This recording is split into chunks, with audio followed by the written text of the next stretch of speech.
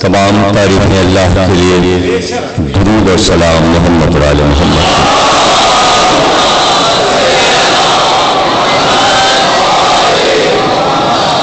1433 ہجری کے شہ محرم کی مرکزی امام بارگاہ جیون کورنگی میں 7ویں تقریر آپ حضرات سماعت فرما رہے ہیں۔ عزاداری ارتقاء اسلام پر ہم گفتگو کر رہے ہیں۔ عرض کیا جا رہا تھا کہ تہذیب دین کے ساتھ ساتھ چلتی ہے، اور وہ تہذیب جو پاکیزہ ہو، طاہر و اطہر ہو، اس کو اپنا لیا جاتا ہے، اور کوئی بھی دین سے متعلق کوئی بھی ہستی یہ نہیں کہتی کہ ان چیزوں پہ پابندی لگا دو، اس لیے کہ وہ تمام چیزیں کہ جو گناہ نہ ہو ان کو اپنایا جا سکتا ہے اخلاقی طور پر۔ جیسا کہ میں نے عرض کیا کہ عرب کا لباس چھوٹا، اور جیسے جیسے مسلمان آگے بڑھتے گئے لباس تبدیل ہوتے گئے۔ ہندوستان کی تہذیب میں مسلمانوں نے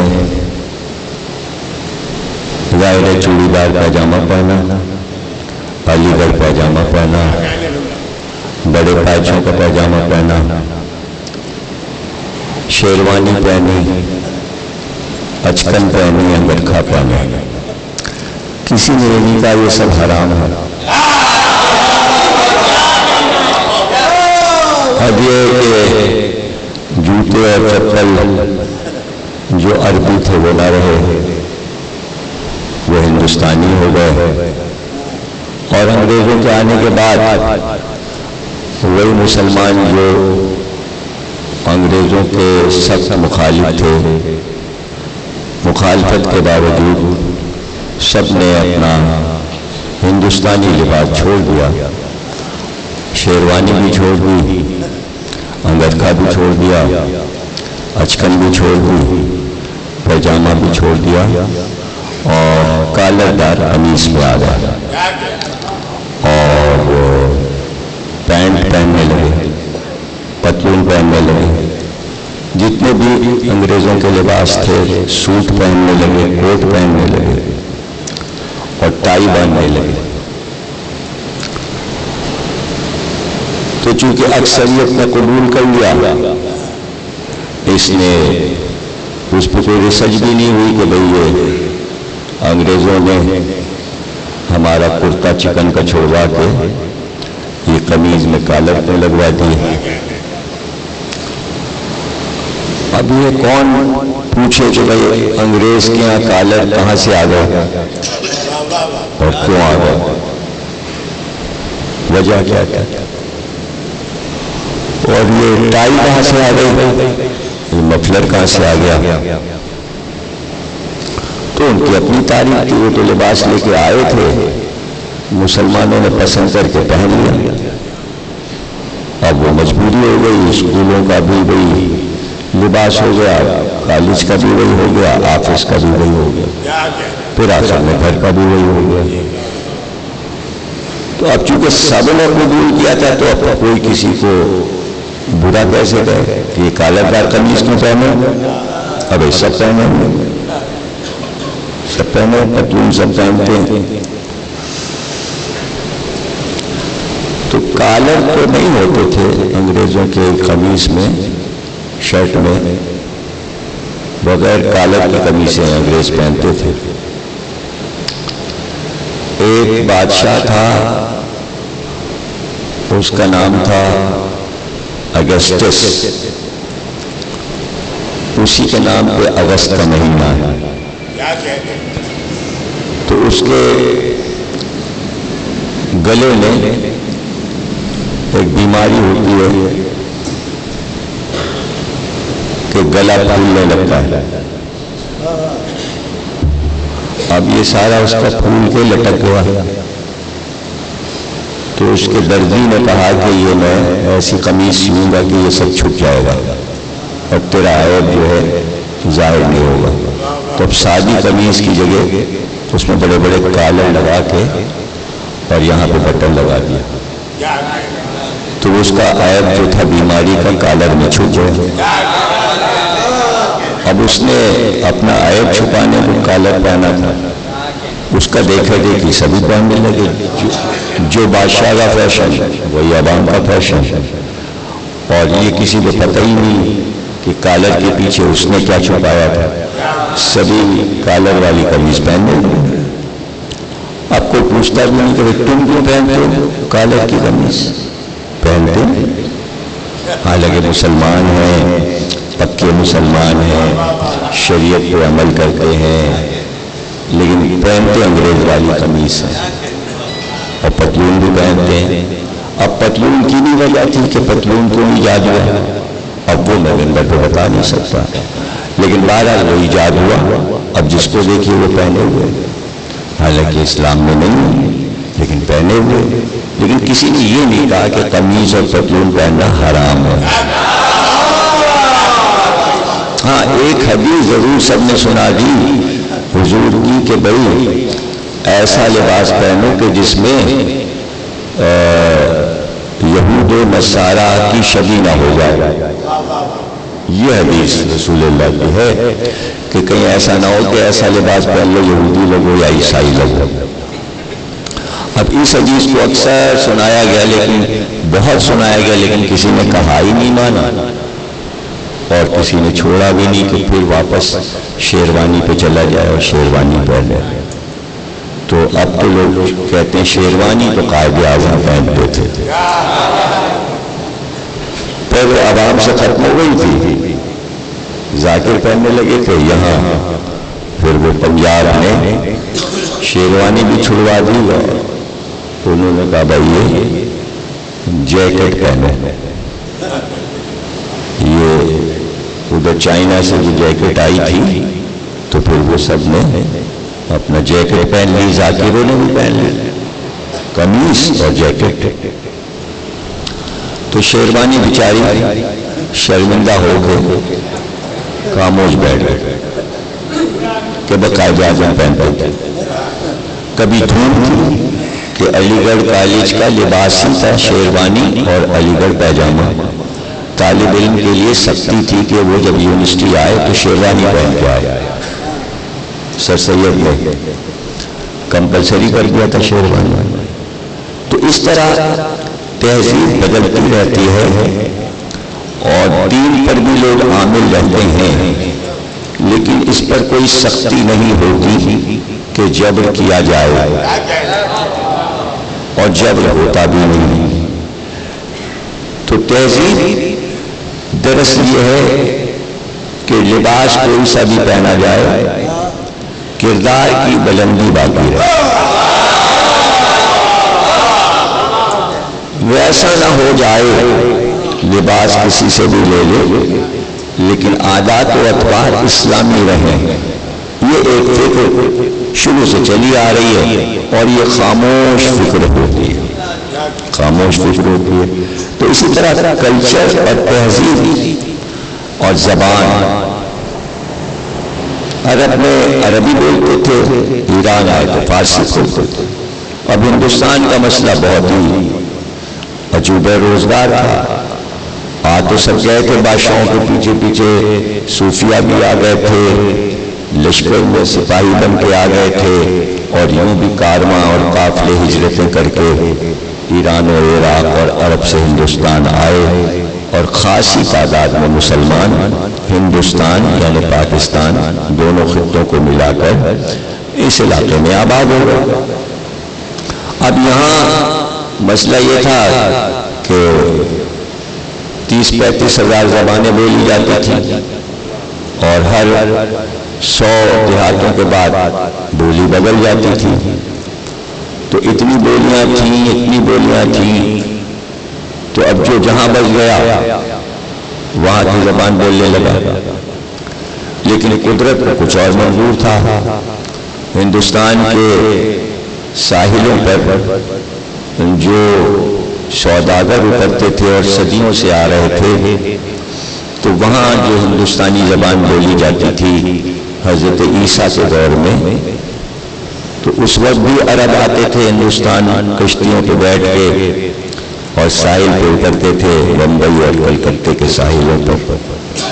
تو ساحل کی وجہ سے ایک ایسی زبان بننے لگی کہ دو ٹوٹے لفظ انہوں نے آنے والوں نے کہے، دو لفظ مقامی لوگوں نے کہے اپنی بات سمجھانے کے لیے، اس طرح وہ لفظ مکسڈ ہونے لگے، آپس میں ملنے لگے، اور عربوں کے ساتھ ساتھ اور ملکوں سے بھی لوگ آتے تھے، افریقنس بھی آتے تھے، اسپین کے لوگ بھی ہندوستان آتے تھے، یہاں کے لوگ بھی وہاں جاتے تھے جب تجارت کر رہے ہوتے تھے۔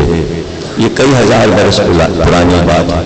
تو اس وقت سے ہندوستان کی ہندی اور سنسکرت اور عرب کی عربی اور ایران کی فارسی اور افریقہ کی سہیلی زبان اور اسپینش زبان، یہ ساری زبانیں ملتی جا رہی تھیں، یہاں تک کہ فرانس اور ہالینڈ اور جرمنی اور انگلینڈ کے لوگ آئے تو وہ اپنی زبانیں لائے، فرینچ زبان بھی آئی، ہالینڈ والے ڈچ زبان لائے، جرمنی والے جرمن زبان لائے، انگریز جو تھے وہ انگریزی لائے، اور اس طرح آپس میں ملی جلی گفتگو میں بہت سے لفظ ہر زبان کے ملنے لگے، لیکن حاوی رہی ہندی زبان اور سنسکرت زبان۔ وہ حاوی ہو گئی اس لیے کہ مقامی زبان کی لفظ سب کے لے لیے، لیکن ورب جتنے تھے وہ ہندوستانی رہے۔ ورب یعنی کہ آنا جانا، کھانا پینا، اٹھنا بیٹھنا، سونا، جس میں نہ لگا ہوا ہے، یہ سارے مصدر ہیں، اور مصدر جو ہے وہی مدد کرتے ہیں زبان کو بنانے میں۔ تو ابھی یہ بھی نہیں طے تھا کہ اس کو لکھا کیسے جائے گا، لیکن ایک زبان بن گئی، اور اس طرح جب ساحلوں پہ اترنے والے اندر آئے اور ادھر کے بادشاہ جب ہندوستان کے درمیان میں پہنچے، یعنی حیدرآباد دکن کے آس پاس اورنگ آباد اور بہار اور پٹنے میں، تو وہاں پر بادشاہوں نے اپنا ایک کلچر بنایا، اور وہ سارے بادشاہ چونکہ زیادہ تر ایران سے آئے تھے تو 5 صوبوں میں وہ بادشاہ تقسیم ہو گئے اور 5 ریاستیں بن گئیں، جس میں گولکنڈہ، براڑ، بیجاپور، اورنگ آباد، حیدرآباد، یہ 5 بڑی بستیاں تھیں۔ لیکن یہ 5 اسٹیٹ جو تھی ان کے بادشاہ چونکہ ایران سے آئے تھے، اس لیے وہ سب کے سب شیعہ تھے، اور انہوں نے عزاداری کی بنیاد رکھی، اور جو بھی عمارت بناتے تھے وہ اپنی اس کا نقشہ ایسا رکھتے تھے کہ اس میں یہ ظاہر ہو کہ کہیں خراسان کے روضے کی جھلک آئے، کہیں کربلا کی جھلک آئے۔ تو حیدرآباد دکن کی جو سب سے بڑی عمارت پوری دنیا میں مشہور ہے اسے کہتے ہیں 4 مینار۔ تو 4 مینار بالکل مرکز میں چوراہے پہ بنا ہے، لیکن وہ امام رضا کا روضہ بنا تھا کہ جو اب عمارت رہ گئی اور اس کا نقشہ رہ گیا۔ اور پھر جو امام باڑے بنے تو ان کا نام علابہ رکھا گیا دکنی زبان میں، یا علابہ فاطمہ زہرا یا عزاخانے کا لفظ استعمال ہوتا تھا، اور امام باڑے کا لفظ بھی وہیں سے چلا، اور یہ سارے لفظ مختلف صورتوں میں مولا علی کے نام پر امام باڑہ، یا حضرت فاطمہ زہرا کے نام پر، یا امام حسین کے نام پر، اور وہاں کے علم اور پنجے بھی ان کے اپنے ڈیزائن اور تہذیب کے مطابق تھے، اور چونکہ وہ جواہرات اور ہیرے نکلنے کا علاقہ تھا تو لاکھوں روپے کے ہیرے علم اور پنجوں میں جڑ دیے گئے تھے۔ اور اس زمانے میں جب کہ وہاں عزاداری کا آغاز ہوا تو بادشاہ اس وقت سنی بادشاہ تھا، لیکن اس کا بیٹا ایک لوتا تھا جو بیمار ہو گیا، اور اس کی حالت ایسی ہوئی کہ مرنے والا ہو گیا، اور آخر میں حکیموں نے یہ بھی کہہ دیا کہ یہ مر چکا ہے بیٹا تیرا۔ تو اس وقت بادشاہ کو یہ اطلاع ہوئی کہ قریب میں بزرگ رہتے ہیں جو بہت روحانی بزرگ ہیں، طاہر شاہ ان کا نام ہے، اگر ان کو بلا کر ان سے دعا کروائی جائے تو شاید یہ ٹھیک ہو جائے۔ اور وہ جب بلائے گئے اور آئے اور اس شہزادے کے پلنگ کے قریب کھڑے ہو کر انہوں نے دعا کی تو تھوڑی دیر میں وہ اٹھ کے بیٹھ گیا اور اس نے یہ کہا، باپ سے یہ کہا کہ ابھی ابھی یہاں پر 14 ہستیاں نورانی موجود تھیں اور انہوں نے مجھ سے کہا کہ تو زندہ ہے، تو زندہ ہے۔ بس اس وقت سے بادشاہ نے اپنا پرانا مذہب چھوڑ دیا اور طاہر شاہ کے دین پر آ گیا، اور پھر اس کے بیٹے نے عزاداری کی، اور اس کے بعد ظاہر ہے کہ ملکاؤں نے اور شہزادیوں نے بھی عزاداری کی اور عزا خانے سے جائے اور لوہے اور مرثیے پڑے جاتے تھے، اس لیے کہ گجرات کا علاقہ جو کہ بمبئی سے جڑا ہوا ہے، کراچی سے بالکل قریب ہے، احمد آباد گجرات، اور سمندری علاقہ ہے، تو وہاں کی ایک مسجد میں عاشور کے دن جو مجلس ہوتی تھی تو ایک وقت میں 10,000 مرثیہ نگار صبح سے مرثیہ پڑھنا شروع ہوتے، تو 11 کی شب پوری اور 11 کا دن ہو جاتا تھا، اور 10,000 مرثیہ نگار اس وقت موجود تھے دکن میں، اور وہاں پر مرثیے ہوا کرتے تھے۔ تو جناب عالی یہ عزاداری کی وہ تاریخ ہے کہ جو ارتقاء کی طرف بڑھ رہی ہے، اور اس وقت صورتحال یہ تھی کہ خدیجہ سلطان ایک خاتون تھی، حاتم، تو ان کا بیٹا ایک دن ہاتھی پہ سیر کرنے کے لیے نکلا، اور جنگل میں جب وہ ہاتھی پہنچا تو وہ پاگل ہو گیا ہاتھی، اور شہزادے کو خطرہ ہو گیا۔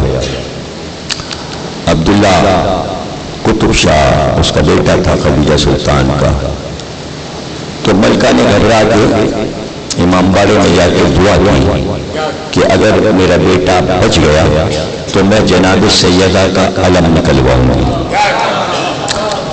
تو ظاہر وہاں کی زبان میں بی کہتے تھے، بی جناب سیدہ کو کہتے تھے بی، ہم بی بی کہتے ہیں، وہاں لوگ بی کہتے تھے۔ تو بیٹی کو وہاں یا معظم خاتون کو بی کہتے ہیں، تو اس نے کہا ہم بی کا علم نکالیں۔ تھوڑی دیر کے بعد پتہ چلا کہ بیٹا اس کا صحیح سلامت جنگل سے آ گیا، اور یہ واقعہ جو لکھا گیا ہے تو اس کو خواجہ سے نظامی نے باتوں کو لکھا ہے، اور سن 1967-68 میں جو پاکستان میں 10ویں کلاس کی اردو کی کتاب تھی اس میں یہ سبق پڑھایا جاتا تھا۔ اب وہ کیوں نکال دیا گیا مجھے نہیں معلوم، بہرحال تو وہ اس کی منت پوری ہو گئی، تو اس نے وہ علم اسی ہاتھی پر اٹھوایا، تو وہ علم جو بنا تھا اس کی روایت یہ ہے کہ وہ لکڑی کا تختہ کہ جس پر جناب سیدہ کو حضرت علی نے لٹایا تھا، وہ نظام بادشاہ کے پاس آ گیا تھا عرب سے چلتا ہوا، تو اس لکڑی کے کٹاؤ سے علم کا پنجہ جناب سیدہ کا بنایا گیا، بہت بڑا پنجہ، اور اس پر چاندی اور سونے کا غلاف چڑھا دیا گیا، پھر اس کو کالے کپڑے سے لپیٹ دیا گیا، اور اس کا پٹکا بہت لمبا سا ہوتا تھا، وہ پی کا علم کہلاتا ہے، اور وہی علم عاشور کے دن اب دکن میں اٹھتا ہے، اور وہ ہاتھی پر ہوتا ہے، اور ہاتھی پر آگے آگے علم چلتا ہے اور لنگر بجتا ہے، اور اگر آپ ظاہر ہے کہ دکن نہیں جان سکتے تو اس علم کو آپ کمپیوٹر پر دیکھ سکتے ہیں، عاشور کے دن پچھلے سالوں کا بھی دیکھ سکتے ہیں، اور اس سال عاشور پر بھی آپ کمپیوٹر پر اس کو دیکھ سکتے ہیں کہ کس شان سے وہ علم نکلتا ہے۔ اس علم کی شبیہ جو ہے وہ یہاں پاکستان میں اٹھتی ہے، اور عزا خانہ زہرا میں وہ سولجر بازار کے پاس جو امام باڑہ خراسان کے پاس، وہاں وہ علم رکھا ہوا ہے جو بی کا علم کہلاتا ہے، اس کی زیارت آپ عزا خانہ زہرا میں بھی کر سکتے ہیں۔ اور اب دوسرا جو اس کی شبیہ علم ہے وہ انچولی میں بارگاہ فاطمہ میں رکھا ہوا ہے، اور شاید وہ شب عاشور اٹھتا ہے، اور رات میں 11-12 بجے وہ علم نکلتا ہے۔ اور دکنی گروہ جعفریہ اور گروہ اکبری انجمنوں کے نام ہیں جو اس میں ماتم کرتے ہیں۔ قلی قطب شاہ جو کہ دکن کا بڑا بادشاہ ہے اور اس کی حکومت پورے دکن کے صوبوں پر ہو گئی تھی، تو اس نے ایسا ایک امام باڑہ بنوایا تھا کہ امام باڑے کا جو باہر کا صحن تھا اس میں اونچی اونچی دیواریں بنوائی تھیں، صرف دیواریں بنی ہوئی تھیں اور اس میں چھوٹے چھوٹے طاق بنائے تھے، اور شب عاشور ان طاقوں میں چراغ جلا کے رکھ دیے جاتے تھے، تیل کے چراغ، اور وہ چراغ جب اس میں رکھ دیے جاتے تھے تو جب لوگ دیکھتے تھے تو وہ ذوالجناح کی تصویر بن جاتی تھی۔ لیکن وہی چیز اب لکڑی پر بلب لگا کے آپ نے دیکھا ہوگا کہ بلب لگے ہیں اور ذوالجناح بن جاتا ہے بلب سے، یا علم بن جاتا ہے۔ تو یہ اس کا بانی ہے کہ اس نے چراغوں سے، کہ جب چراغ جلتے تھے تو پورے علم لگتے تھے، اس طرح وہ طاق بنائے گئے تھے ڈیزائن کے ساتھ کہ وہ چراغ جو تھے وہ علم بنا دیتے تھے، ذوالجناح کی شبیہ بنا دیتے تھے۔ تو شب عاشور لوگ جمع ہو کر اسے دیکھا کرتے تھے، اور ایک لفظ اس نے اردو ادب کو دیا، اور وہ اب ظاہر اس وقت وہ لفظ اس کی زبان سے نکلا تھا، لیکن اب وہ لفظ ایک عام لفظ ہے، لیکن جب اس نے وہ لفظ دیا تو اس وقت لوگوں کے لیے وہ حیرت کا لفظ تھا، اور لفظ تھا نو۔ اس نے نو کا لفظ، نون واو نو، یہ لغت کو پہلی بار لفظ دیا اس نے۔ تو اس نے یہ کیا تھا کہ اس کے پاس جو چیز تھی اس کا نام وہ نو لگاتا تھا، تو کوئی بھی لفظ اس کے سامنے لایا جاتا وہ اس میں نو لگا دیتا تھا۔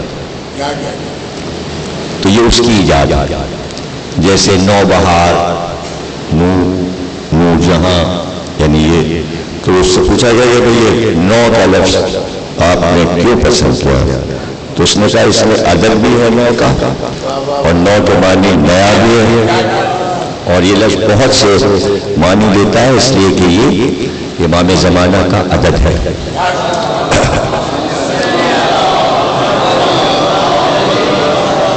تو عزاداری لفظوں میں آ گئی کہ ایک عزاداری کے لیے آپ بیٹھے مجلس کر رہے ہیں، علم اٹھا رہے ہیں، جلوس نکال رہے ہیں، زری بنا رہے ہیں، امام باڑہ سجا رہے ہیں۔ ایک عزاداری کہ جو آپ پڑھ رہے ہیں، مرثیہ، نوحہ، سلام، خطابہ، اس کے پیچھے ایک اور عزاداری کہ جہاں سے لفظ فیکٹری سے بن کے آ رہے ہیں، تو وہ لفظ بھی عزادار بن کر اردو میں داخل ہو رہے ہیں۔ اب یہ کہیں اور کوئی بیٹھا ہوا کام کر رہا ہے، وہ کام اس کا ہے، وہ آپ کا کام نہیں ہے۔ آپ کے پاس کوئی لفظ آ جاتا ہے فیکٹری سے، اور وہ فیکٹری کہاں لگی ہے آپ کو نہیں پتا، وہ عزاداری کی ایک فیکٹری ہے، اور اس فیکٹری کے لیے میں اپنے بچوں کو سمجھا دوں کہ مدینے میں ایک شخص تھا، شاعری بھی کرتا تھا، وہ حضرت علی کا بہت دشمن تھا، بہت سخت حضرت علی کا دشمن تھا۔ تو ایک بار وہ قرض دار ہو گیا، اس کے پیسے ختم ہو گئے، تو اس نے اپنے دوست سے کچھ پیسے مانگے۔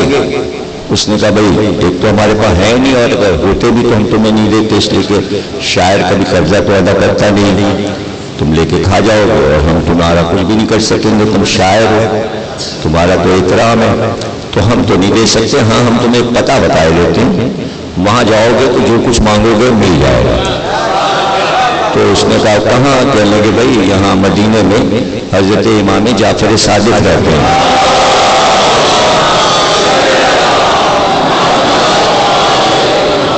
تم وہاں جاؤ گے تو تمہیں رقم مل جائے گی۔ اس نے کہا ہم وہاں جا ہی نہیں سکتے، اس لیے کہ ہم تو ان کے دادا کے دشمن ہیں۔ کہا وہ اس کی پرواہ نہیں کرتے کہ کون دشمن ہے، وہ سخی ہے نا، تو ان کے پاس کوئی بھی مانگنے آتا ہے تو وہ سائل کو واپس نہیں کرتے۔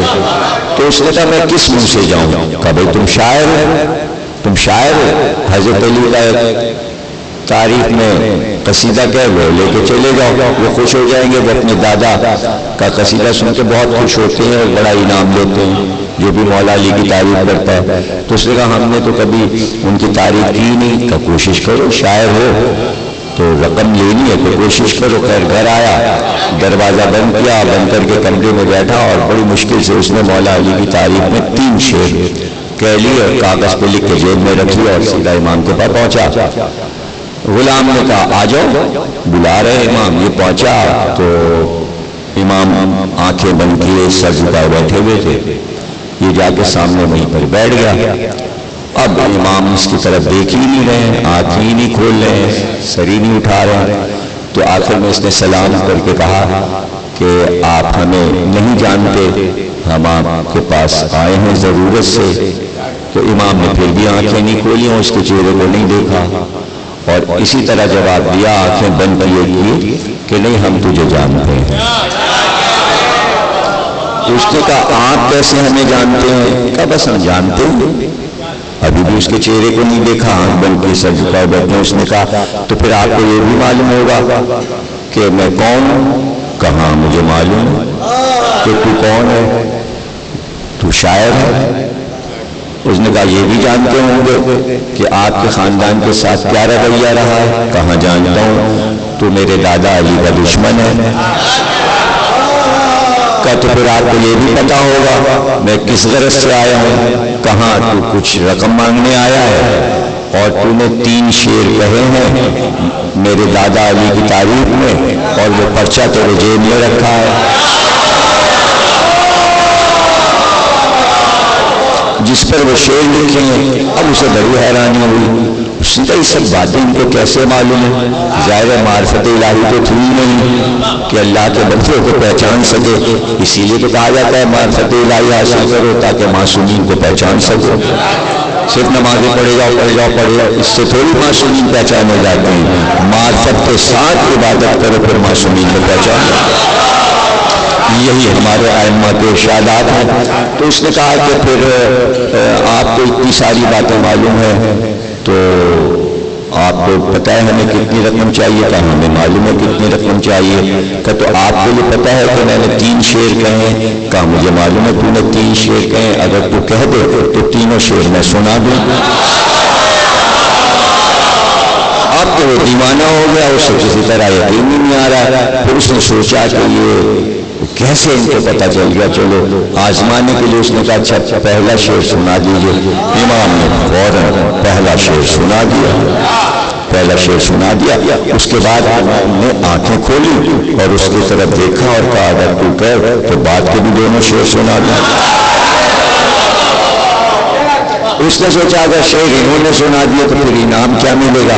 اور یہ بھی سوچنے لگا کہ میں نے چوری کے شعر بھی نہیں رکھے کہ کوئی شعر مشہور ہوں جو ان تک پہنچ گئے. میں نے تو کمرہ بند کر کے شعر کہا ہے، شعر تو میرے ہیں. یعنی کسی طرح معرفت حاصل نہیں ہو رہی ہے. پھر امام نے کہا اچھا شعر سنا دے.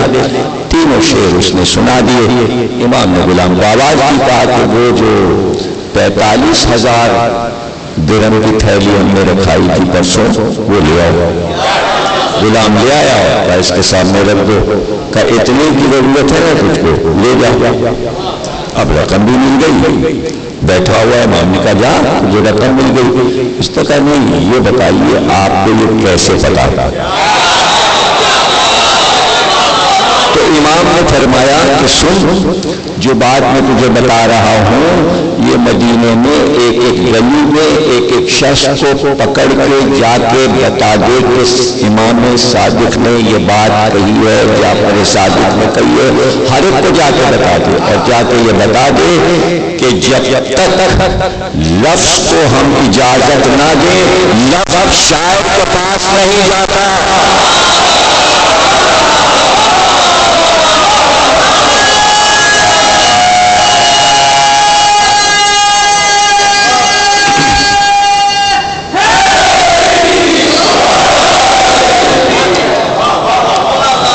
لفظ کہیں سے چلتے ہیں اور وہ اس لے کر چلتے ہیں اور جب لفظ اس لے کر چلتے ہیں تو وہ بھیجے جا رہا ہے. اور جب برات سی لفظوں کی آتی ہے تو مدح علی اور مدح حسین ہو رہی ہوتی. تو جہاں کے لفظ ہیں انہی کی تو تعریف ہو سکتی ہے. انہیں کے لیے تو سب کچھ کہا جا سکتا ہے، ہر ایک کے لیے تو نہیں کہا جا سکتا، اس لیے کہ لفظ آتے ہی نہیں۔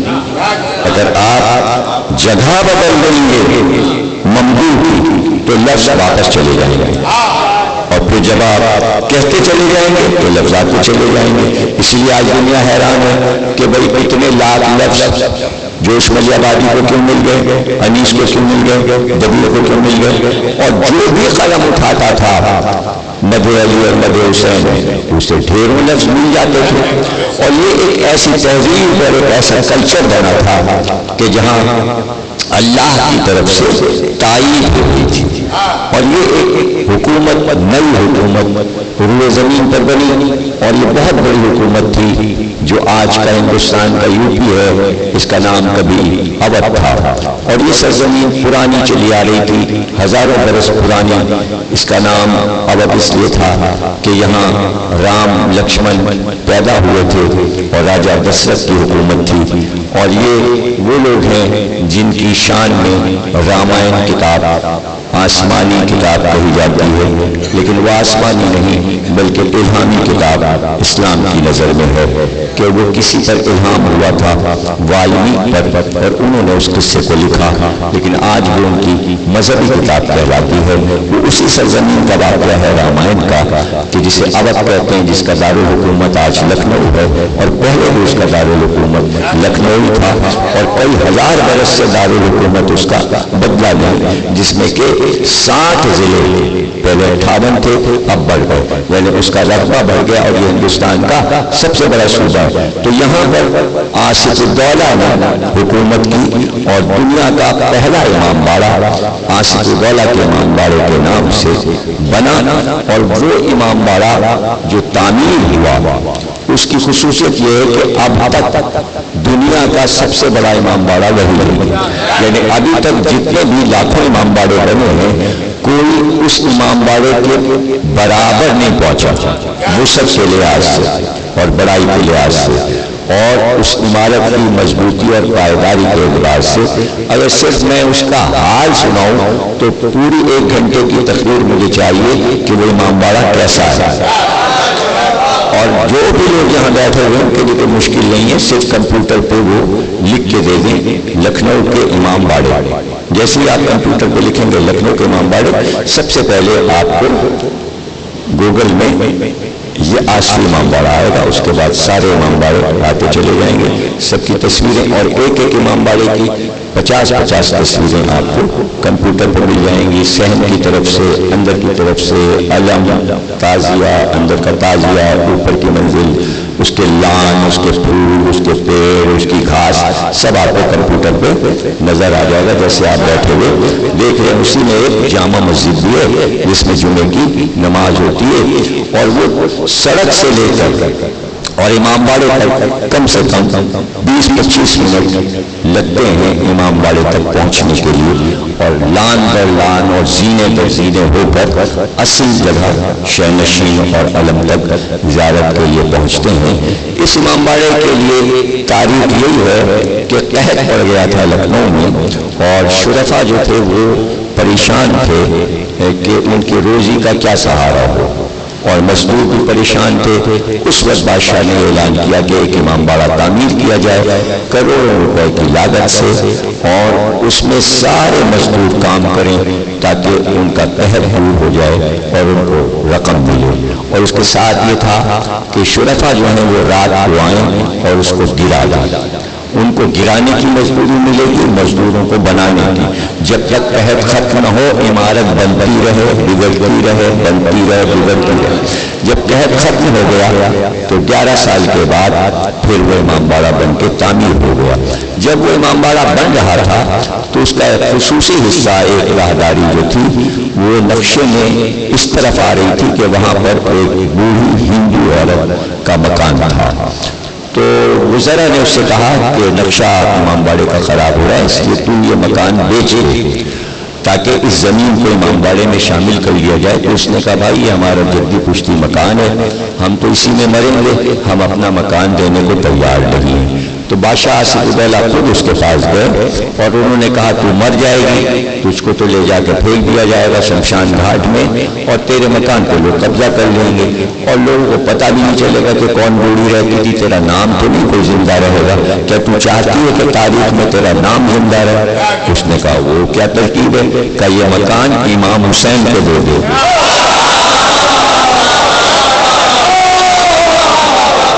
وہ تیار ہو گئی، ظاہر ہے کہ بادشاہ آیا تھا، اس نے مکان دے دیا۔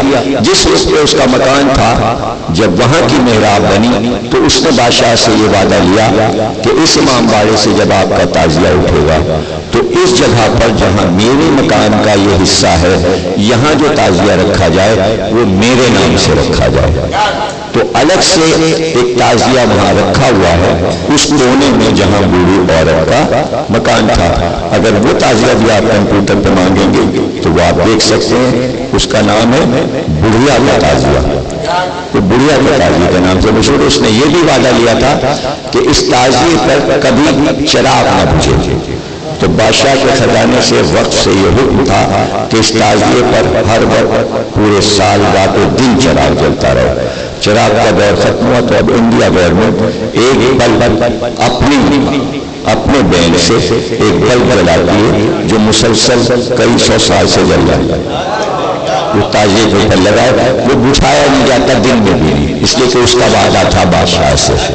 تو وعدہ 200 سال کے 250 سال کے بعد بھی اس کا وعدہ نبھایا جا رہا ہے۔ اب وہ جب تعزیے دونوں نکلتے تھے تو وہ موم سے بنتے تھے، موم جس سے موم بتی بنتی، پورا تعزیہ بہت ہی بلند قامت تعزیے، ایک سبز ایک سرخ، تو وہ موم کی زری کہلاتے تھے اور وہ پہلی محرم کو نکلتی تھی۔ اگر پہلی محرم کو زری نکل گئی ہے تو اس کے معنی چاند ہو چکا ہے، وہ چاند کا اعلان ہوتا تھا اور کئی میل لمبا جلوس نکلتا تھا، وہ اب بھی نکلتا ہے۔ جب وہ نکل جاتا تھا تو کافی دیر کے بعد مجمع رکا رہتا تھا، جاتا نہیں تھا، وہ اس لیے کہ سب سے پیچھے بڑھیا کا تعزیہ آتا ہے، وہ اب بھی آتا ہے، اب بھی اٹھتا ہے۔ تو بڑھیا کا تعزیہ آ رہا ہے، لوگ انتظار کرتے تھے بڑھیا کا تعزیہ آ رہا ہے۔ بڑھیا کا نام تاریخ میں نہیں ہے، لیکن امام حسین کی عزاداری کے ساتھ اس کا نام زندہ ہے، صرف تعزیے کی وجہ سے۔ ایک تعزیہ اس کے نام کو جلائے ہوئے ہے۔ آصف الدولہ نے عزاداری کو بہت ارتقائی منزلوں پر پہنچا دیا اور ان کی طرف سے یہ حکم تھا کہ جو بھی تعزیہ رکھے شب عاشور، اور اس زمانے میں دستور تھا اور اب بھی دستور ہے وہاں کہ شب عاشور لوگ سڑک کے کنارے فرش بچھا کے بیٹھتے ہیں اپنا تعزیہ لے کر، اور جو لوگ گزرتے ہیں وہ اس کو چڑھاتے چلے جاتے ہیں۔ اور عاشور کے دن بھی آپ جب جائیں گے ہندوستان کے کسی بھی شہر میں تو سڑک کے کنارے لوگ تعزیے لیے بیٹھے ہوئے ہیں اور کھڑے ہوئے لوہے پڑ رہے ہیں۔ اس میں یہ نہیں پتا کون کس مذہب کا ہے، کس ملت کا ہے، کس قوم کا ہے۔ اس میں یعنی حد یہ ہے کہ آپ ایک بڑا جلوس اگر آپ دیکھیں کمپیوٹر پہ تو جو ریچھ اور بندر نچانے والے ہیں وہ بھی عاشور کے دن اپنا دھندا چھوڑ کے ایک بڑا جلوس لے کر آتے ہیں، اور ان کے نوجوان لڑکے بھی آتی کی طرح نوے پڑھتے ہیں اور ان کے نوے بھی سننے والے ہیں اچھی شاعری۔ اور اسی طرح حلوائی ان کا تعزیہ الگ آتا ہے، اسی طرح قصائی ان کا تعزیہ الگ آتا ہے، اسی طرح دھوبیوں کا تعزیہ آتا ہے۔ یعنی ہر قوم اپنا تعزیہ عاشور کے دن لے کر کربلا میں آتی ہے اور اپنی نمائندگی بتاتی ہے۔ یعنی حلوائی جب تعزیہ لے کے آئے گا تو وہ مٹھائی کا تعزیہ بناتا ہے، بشتی جو ہے پانی بھرنے والا وہ گھاس کا تعزیہ بناتا ہے۔ تو اس طرح جو لوگ آتے جاتے ہیں، جو چوڑی بیچتے ہیں، ہاتھ میں چوڑی پہنانے والے، تو وہ شیشے کی چوڑیوں کا تعزیہ بناتے ہیں۔ تو تعزیہ دیکھ کے پتہ چل جاتا ہے کس قوم کا تعزیہ آتا ہے۔ یعنی اس طرح ہر قوم میں حسین کی عزاداری پھیل گئی اور ہندوؤں نے بھی اسی طرح تعزیہ اٹھائے اور اسی طرح عزاداری کی اور کرتے ہیں، اب بھی کرتے ہیں، جیسے آپ کرتے ہیں ان کے گھروں میں بھی تعزیہ رکھا جاتا ہے، شکرداری ہوتی ہے، وہ بھی نظر اور نیاز کرتے ہیں، وہ بھی تبرک بانٹتے ہیں۔ اور آصف الدولہ کے دور میں تو ذرا سی بھی کسی کو منت کی ضرورت پڑ گئی تو ایک تعزیہ بنا کے وہ اپنے گھر میں عزاخانہ بنا لیتا تھا اور لوگ مشورہ دیتے تھے۔ ایک شخص تھا، اس کے 4 بیٹیاں تھیں اور چاروں بیٹیوں کی شادی نہیں ہو رہی تھی اور وہ ہندو تھا. تو ہندوؤں کے شادی کا طریقہ یہ ہے کہ جب رشتہ لڑکی والا لڑکے والے کو دیتا ہے. ہمارے یہاں قاعدہ ہے لڑکا رشتہ لڑکی کیا لے جاتا ہے، لیکن ہندوؤں کے لڑکی والے لڑکے والوں کیا جاتے ہیں. تو لڑکے والے کہتے ہیں کہ تم کتنا پیسہ دو گے، تو اس طرح وہ جتنا بھی لڑکے والا مانگے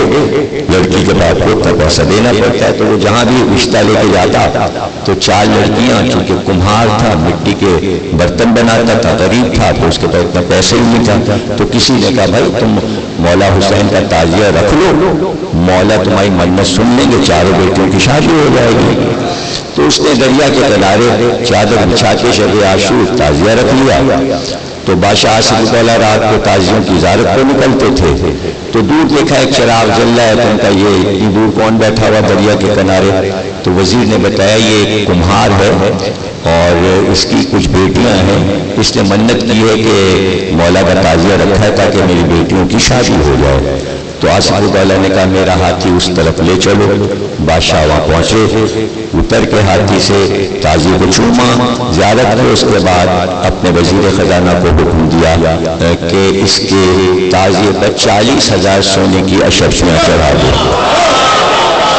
40,000 یعنی 10,000 ایک بیٹی کا حصہ ہو گیا. 10,000 اس زمانے میں بہت سونے کے سکے تھے. تو جب اس کو پتا چلا کہ 40,000 سونے کے سکے رکھے ہیں تو وہ بے ہوش ہو گئے. تو بادشاہ نے کہا بھائی یہ بے ہوش ہو گیا ہے، شاید یہ کم نہ ہو، 40,000 اور. نجمی صاحب نے ایسا موضوع دے دیا کہ آپ سنتے رہتے ہیں اور میں سناتا رہتا ہوں اور اسی طرح جو ہے وقت گزر جاتا ہے. تو بھائی یہ موضوع ایسا ہے کہ یہ کبھی نہ ختم ہونے والا موضوع ہے، اس لیے کہ میں نے پورے ورلڈ کی عزاداری جو ہے وہ 25 جلدوں میں لکھی ہے. ابھی وہ چھپنا بھی نہیں شروع ہوئی، ابھی اس کی جو ٹائپنگ ہوئی ہے 2 جلدوں کی جو ہے وہ کمپوزنگ ہو سکی ہے، اور جس میں کہ تقریباً 200 شہر ہندوستان کے، ایران اور عراق کے جو ہیں ان کی عزاداری میں لکھ سکا ہوں، اور پاکستان کی ابھی تمام دنیا کی عزاداری باقی ہے. آصف اللہ کے بعد سعادت علی خان آئے، انہوں نے بھی عزاداری کو بہت ترقی دی. اس کے بعد نصیر الدین حیدر اور غازی الدین حیدر، یہ 2 بادشاہ جو آئے تو ان کی یہ منت تھی کہ اگر سر پر تاج ہمارے آ گیا تو ہم پھر 10 دن کی عزاداری جو عاشور کو ختم ہو جاتی تھی پہلے پوری دنیا میں، انہوں نے پہلی بار منت مانی کہ میں اس کو 40 دن کی کر دوں گا. تو جب سے ان کی منت آئی اور ان کے سر پہ سونے کا تاج آ گیا تو انہوں نے عزاداری بڑھا کے 40 دن کی کر دی، اس لیے چیلم تک ہونے لگی. اس کے بعد پھر محمد علی شاہ بادشاہ آئے، انہوں نے دوسرا امام باڑہ بنوایا حسین آباد، اور انہوں نے یہ کیا کہ اپنے امام باڑے کا وقت حسین آباد وقف کیا، اور جتنی بھی زمینیں تھیں بادشاہوں کی ان ساری زمینوں کو امام باڑے کے نام کر کے، ساری عمارتوں کو امام باڑے کے نام کر کے وقف کے نام کر دیا، اور اس میں یہ لکھ دیا کہ اتنے کروڑ روپے انگریزوں نے ہم سے قرض لیا ہے اور یہ ہمارے قرضدار ہیں، یعنی کمپنی بہادر جو ہے وہ ہماری قرضدار ہو گئی ہے، ہم ان سے قرض واپس نہیں لیں گے، ان کو لڑنے کے لیے پیسہ چاہیے تھا ہم نے دے دیا. اب انگریزوں کا یہ ان کے اوپر اصول واجب ہو گیا کہ ہمارے قرض کی جگہ پر ہمارے اوقاف کو یہ پیسہ واپس کریں، چاہے صدیوں میں کریں. انگریز یہاں سے چلا گیا اور نکالا گیا، لیکن وہ قرضدار رہا اور بادشاہ کے وقت کا پیسہ واپس نہ کر سکا. جب جانے لگا اور انڈیا گورنمنٹ کو حکومت کانگریس کو دی انگریز نے، تو اس کاغذ پہ اس نے دستخط کر دیا کہ ہم چونکہ حسین کے خزانے کے قرضدار ہیں، اب انڈیا گورنمنٹ اس خزانے کو ادا کرتی رہے گی. تو اب انڈیا گورنمنٹ وقت کو پیسہ نہیں دے سکتی، اس لیے کہ 250 سال پہلے اگر کوئی 25 کروڑ روپیہ تھا تو آج وہ اربوں میں ہے، خزانہ خالی ہو جائے گا. تو واپس تو نہیں کر سکتے، لیکن پورا خرچ اٹھا لیا امام باڑوں کا اور جلوس کا کہ سب کچھ گورنمنٹ کی طرف سے ہوتا رہے گا، آپ کہتے رہیں جو آپ کہیں گے وہ ہوگا. تو یہ محمد علی شاہ بادشاہ یہ انتظام کر گئے تھے. ان کے بعد امجد علی شاہ بادشاہ آئے، انہوں نے بہت بڑا امام باڑہ سلطان آباد کے نام سے بنایا، جو کہ بیچ مارکیٹ میں صدر بازار میں لکھنؤ کے امام باڑہ ہے جہاں بہت بڑا شراب ہوتا ہے۔ اس کے بعد واجد علی شاہ، اور یہ وہ دور ہے 100 سال کے اندر کا کہ جس میں بڑے بڑے مرثیہ نگار آئے اور انہوں نے ایسے ایسے مرثیے لکھے کہ پورے ہندوستان میں زبان و ادب کے ذریعے امام حسین کی عزاداری پھیل گئی۔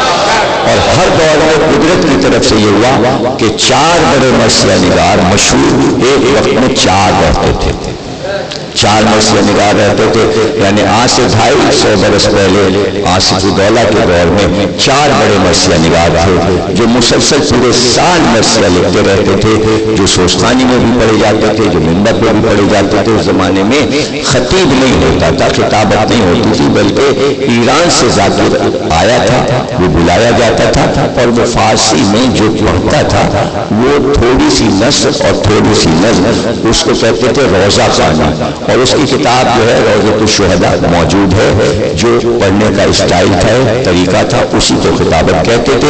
وہ بڑھتے بڑھتے بڑھتے بڑھتے یعنی آج سے 75 برس پہلے اس خطابت کی صورت میں آئی جو خطابت آج آپ سنتے ہیں، یہ کل 70 برس پرانی ہے۔ اس سے پہلے دوسرا طریقہ رائج تھا، اور اس سے پہلے صرف مرثیہ خوانی تھی۔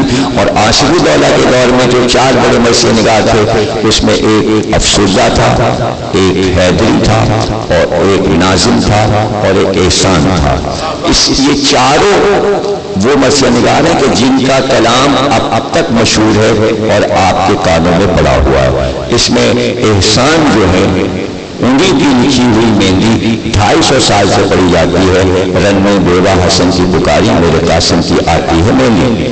یہ 250 سال پرانا شاعر ہے احسان، کہ آپ دیکھیں کہ اس کی زندگی مولا نے کتنی بڑی کر دی کہ ایک مہندی سے زندہ ہے، اور وہی مہندی اب تک آج 7 تاریخ کو ہر اذا خانے میں پڑھی جا رہی ہے، کھارگر سے لے کے اور کورنگی، لانڈی اور پنچولی جہاں بھی آپ جائیں تو یہی مہندی احسان کی پڑھی جا رہی، جبکہ اس کو مرے ہوئے 250 سال ہو گئے۔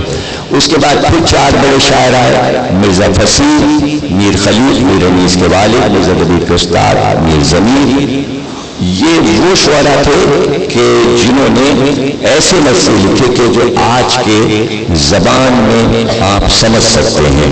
اور مرزا فصیح جو تھے وہ خانہ کعبہ کے متولی تھے، اور وہی خانہ کعبہ کی کنجی اپنے پاس رکھتے تھے، اس لیے کہ وہ جناب عقیل کی نسل میں تھے، اور جناب عقیل متولی تھے، اور ترکی کی حکومت کعبے پر تھی، اور کعبے نے ان کو متولی رکھا تھا جناب عقیل کی وجہ سے کہ یہ ان کی نسل میں ہے۔ اور یہ کعبے میں 6 مہینے وہاں رہتے تھے، 6 مہینے لکھنؤ میں، اور جب محرم وہاں کرتے تھے تو کعبے میں ہی بیٹھ کر دروازے پر ہی سلام لکھا کرتے تھے، اور جو کعبے کے در پہ بیٹھ کے انہوں نے سلام لکھا تو اس کا پہلا مطلب یہ تھا یہ کہ پہلی محرم کو انہوں نے کعبے کے دروازے پہ بیٹھ کے سلام لکھا، تو اس کا مطلب لکھا کہ کعبے کا سیاہ پردہ، کعبے کا سیاہ پردہ کعبے کے در سے سر اپنا پٹک رہا ہے۔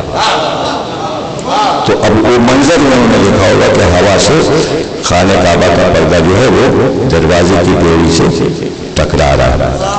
اور کمال یہ کیا کہ چونکہ زمزم قریب ہے تو سلام لکھتا ہوں حرم میں، حرم سلام لکھتا ہوں حرم میں، قلم سے زمزم ٹپک رہا ہے۔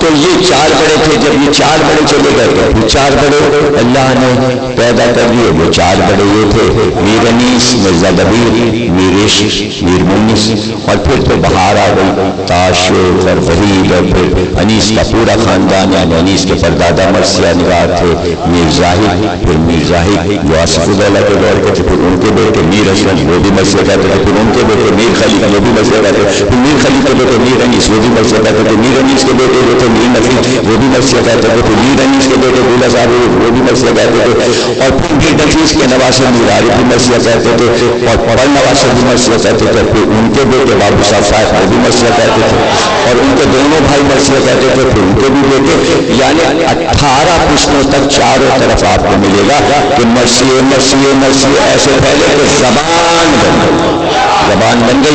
اور اتنا احترام اور اتنی عزت تھی کہ جس وقت میر انیس مرثیہ پڑھتے تھے تو جتنے بھی بادشاہ اور شہزادے تھے وہ ان کے مرثیے میں بیٹھ کے مرثیہ سنا کرتے تھے. اور اس دور کے جو آیت اللہ تھے یعنی کہ جو مفتی اعظم تھے سید میر محمد عباس صاحب جو کہ جسٹس بھی تھے, مفتی بھی تھے, مجتہد بھی تھے, آیت اللہ بھی تھے پوری حکومت کی طرف سے, تو وہ بھی بیٹھ کر میر انیس کا مرثیہ سنتے تھے. تو ایک دن میر انیس مرثیہ پڑھ رہے تھے, وہ بیٹھے ہوئے تھے مجلس میں. جب مجلس ختم ہو گئی تو میر انیس ان کے پاس گئے اور انہوں نے مفتی صاحب سے پوچھا کہ آپ کو کیا میرا مرثیہ پسند نہیں آیا؟ تو انہوں نے کہا نہیں پسند آیا مجھے, لیکن آپ یہ کیوں کہہ رہے ہیں؟ تو اس لیے کہ آپ چپ بیٹھے رہے, آپ نے واہ واہ نہیں کی اور داد نہیں دی. تو انہوں نے کہا میں ایسے کلام کی داد کیسے دے سکتا ہوں کہ اگر ہندوستان میں قرآن اترتا تو آپ کی زبان میں اترتا.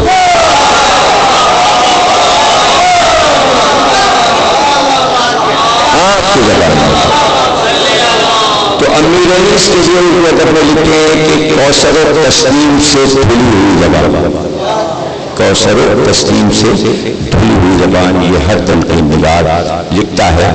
آج آپ کے لیے چونکہ کلچر بدل چکا ہے, وقت بدل چکا ہے, آپ کو نہیں معلوم کہ یہ عزاداری کلام انیس اور کلام دبیر سے کیسے پھیلی.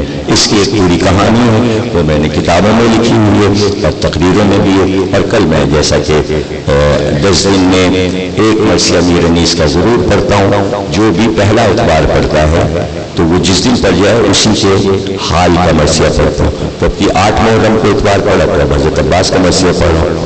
اور پچھلے سال چونکہ حضرت علی اکبر کی تاریخ یعنی 5 محرم کو اتوار پڑا تھا, اس لیے حضرت علی اکبر کا پڑا تھا. اس سے پہلے چونکہ 4 محرم کو اتوار پڑا تھا تو حضرت اون محمد کا مرثیہ پڑا تھا.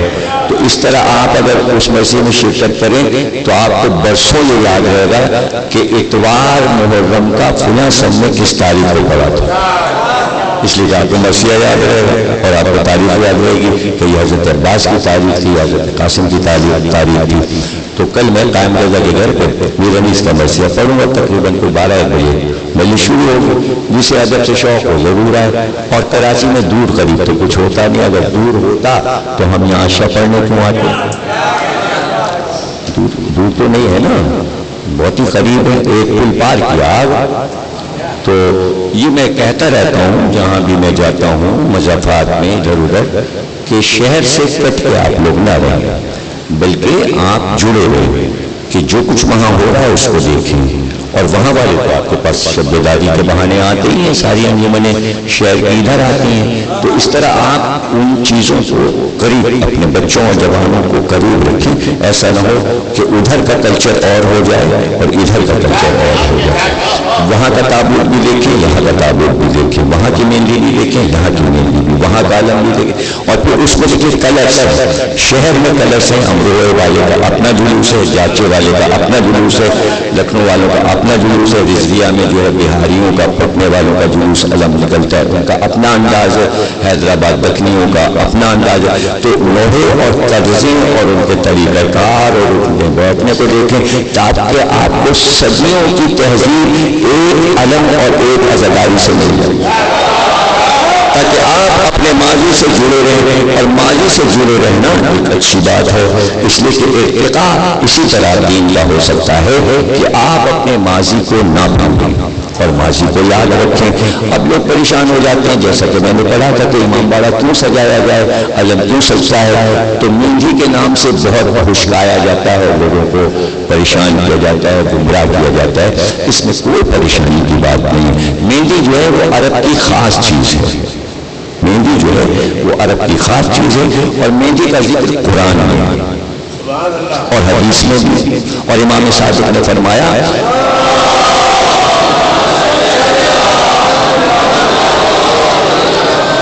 کہ وہ عورت جو شادی شدہ ہے, یہ حدیث شیخ صدوق کی کتاب میں موجود ہے, خصال کتاب ہے, ترجمہ ہو گیا عربی سے, اس میں یہ حدیث امام کی اور شیخ صدوق آیت اللہ نے لکھی ہے, اس کتاب میں حدیثیں جمع کی ہیں. امام کی حدیث یہ کہ وہ عورت جو شادی شدہ ہے وہ اپنے ہاتھ میں ہمیشہ مہندی لگا کے رکھے, بھلے ہی وہ 90 سال کی بڑھیا ہوا. یہ حضرت قاسم کی مہندی کو جو کتاب لکھی ہے میں نے وہ حدیثیں جمع کر دی ہیں جو امام نے مہندی کے بارے میں کہی ہیں. اب رہ گئی کہ لوگ ارے میں مہندی نہیں ہوگی، اب اپنی طرف سے آپ نے قیاس سے کیسے بڑھ دیا؟ اس لیے کہ روایت یہ ہے مقتل میں کہ جب خیمے میں چیزیں لوٹی تو اس میں مہندی بھی تھی، اور مہندی بھی خیمے میں لوٹی گئی. اور جس بھی لشکر یزید کی عورت نے بیویوں کی وہ مہندی ہاتھ میں لگائی ان کے ہاتھوں میں بیماری ہو گئی اور ان کو کوڑ ہو گیا، اس لیے کہ مہندی لوٹ کے لگائی تھی.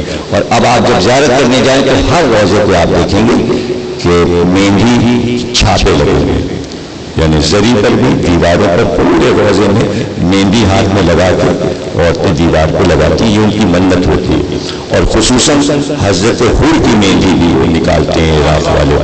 اور جب آپ خیمے گاہ میں پہنچیں گے کربلا میں تو ایک پورا حجرا اتنا ہی بڑا جتنا بڑا آپ کا امام باڑا ہے اس کو کہتے ہیں کہ شادی قاسم کا حجرا، اسے کہتے ہیں حجرہ شادی قاسم. اور وہاں چاروں طرف گلدستے رکھے ہوئے جو لوگ جاتے ہیں وہ شادی کے پھول لے کے جاتے ہیں وہاں اور وہاں چڑھاتے ہیں کہ جس خیمے میں حضرت قاسم کی مہندی ہوئی تو اس کو انہوں نے حجرہ قاسم کے نام سے بنا دیا. اور وہاں پر جس کے بھی اولاد نہیں ہوتی وہاں جا کے مدد مانتا ہے تو اس کے بیٹا ہو جاتا ہے. ظاہر ہے کہ سب تو کربلا نہیں پہنچ سکتے، اس لیے مہندی جب بھی نکلے آپ آزما کر دیکھ لیجیے، کسی کو بتائیے نسخہ. اگر کوئی لاولد ہے، کوئی عورت بانجھ ہے، اگر مہندی پر جا کر دعا کرے تو فوراً اللہ اس کو بیٹا عطا کر دیتا ہے.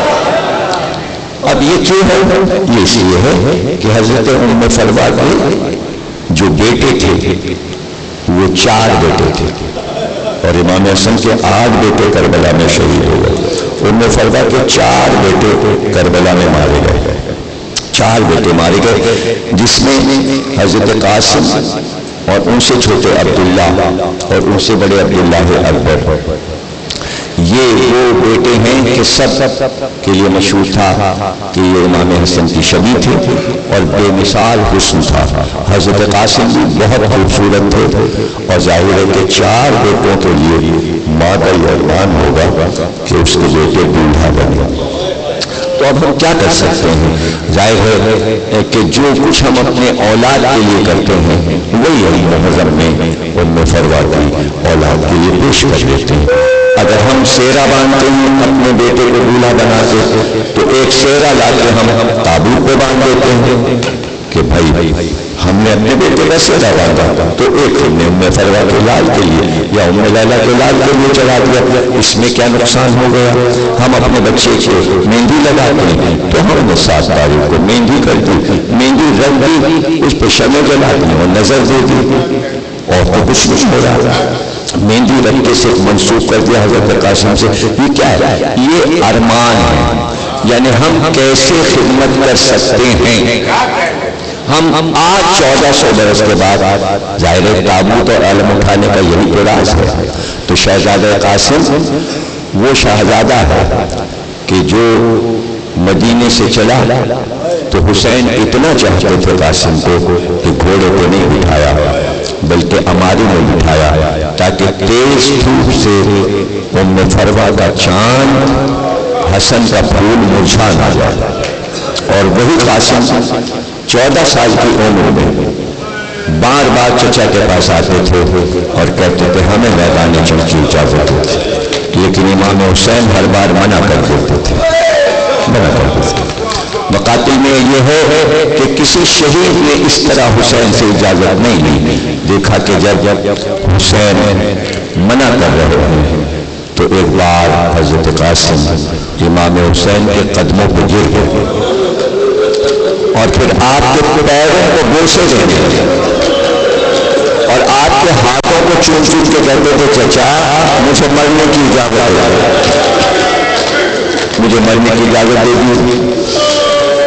امام حسین کی آنکھ سے آنسو جاتے قاسم سے لے جا کر بہت تارے مار مار کے روتا تم میرے بھائی کی نشانی، لیکن یہ نہیں کہا کہ چلے جاؤ میدان جنگ. ایسے میں در خیمہ سے ایک آواز آئی، اے حسین یہ بیوہ کا ہدیہ ہے، رب نہ کر ڈالو فرما کا ہدیہ ہے. جزاک اللہ. سب جوان میرے سامنے بیٹھے ہیں، ماتمدار، سب کے طاقت ہے، ہاتھوں میں بھی طاقت ہے، سینے میں بھی طاقت ہے، گلے میں بھی طاقت ہے. ظاہر ہے کہ آواز گلوں سے نکلتی ہو، یا حسین کہو یا قاسم کہو، سینے پہ ہاتھ مارو، ان میں فرما کو غصہ دو. اب جو قاسم چلو تو حسین نے اس طرح تیار کیا کہ سر پہ امامہ باندھا، گریبان کو چاک کر دیا. زینب نے کہا گریبان کو چاک کیا، کہا یہ یتیم ہے، گریبان پٹا ہوگا تو شاید بچے پہ رحم کرو. اس طرح قاسم کو رخصت کیا، گھوڑے پر بٹھایا. قاسم گئے، بڑی شجاعت سے لڑے، لیکن نوجوانوں نے جب گھیرا، قاسم زخمی ہو کر گھوڑے سے گرے، لیکن ایک ہی آواز تھی، چچا بچائیے، چچا بچائیے. جب حسین اور عباس لاش پر پہنچے تو پتا چلا لاشا قاسم کا پامال ہو گیا. حسین کیا کرتے، ابا اتار کے زمین پہ بچھایا، لاشے قاسم کے ٹکڑے ابا نے لے کے چلے. مادر خیمہ پہ کھڑی تھی، کہتی ہے حسین میرے بچے کا لاشا کہاں ہے؟ ابا تو رکھے گا ہم نے فرما یہ تیرا لاش قاسم ماتم حسین.